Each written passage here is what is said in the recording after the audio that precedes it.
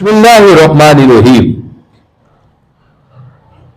मैं मौलाना अब्दुल रहमान सफूरी रहमतुल्लाह अलैह की किताब नुज़हतुल मजालिस, उसके अंदर एक वाक़या पढ़ रहा था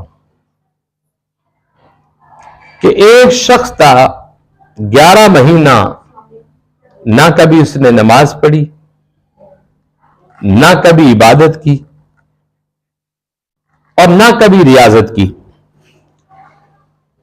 लेकिन जब माह रमजान मुबारक का महीना आता,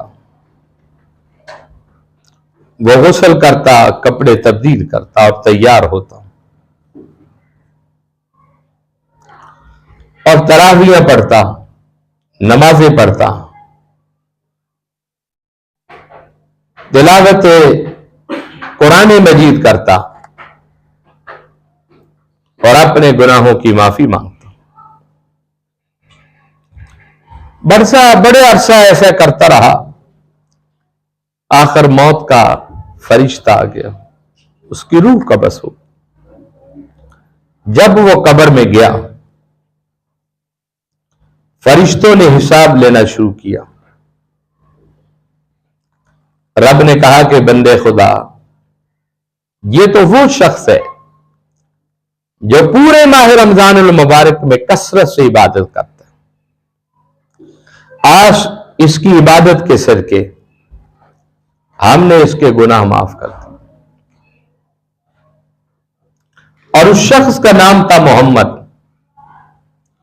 तो मेरे अजीज भाइयों, बहुत सारे लोग ऐसे भी हैं, आगे पीछे मसाजिद में, मदरसों में, खानकाहों पर नहीं आते, लेकिन जैसे ही माह रमजान मुबारक शुरू होता है, हर मस्जिद के अंदर दस्तरखान सज जाता है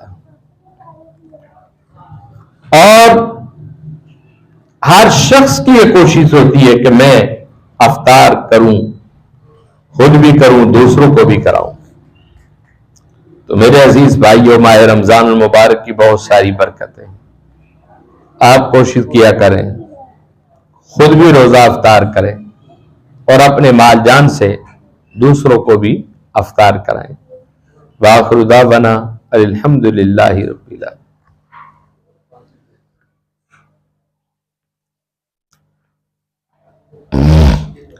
हुजूर अकरम रहमत आलम सल्लल्लाहु अलैहि वसल्लम ने एक मौके पर फरमाया,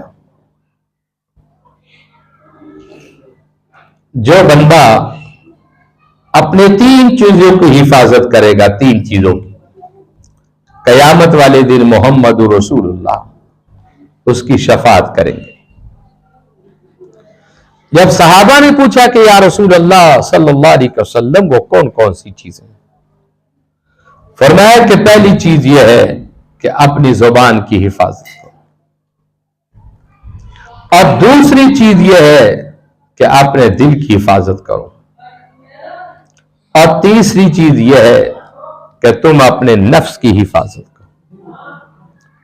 आका फरमाते हैं कि जो शख्स इन 3 चीजों की हिफाजत करे और इनको संभाल कर रखेगा, रोज़ हशर जनाब रिसालत माब सल्लल्लाहु अलैहि वसल्लम उसकी शफाअत करेंगे। आप कोशिश करें कि अपनी जुबान की हिफाजत करें, अपने नफ्स की हिफाजत करें, अपने दिल की हिफाजत करें, अल्लाह को राजी करें।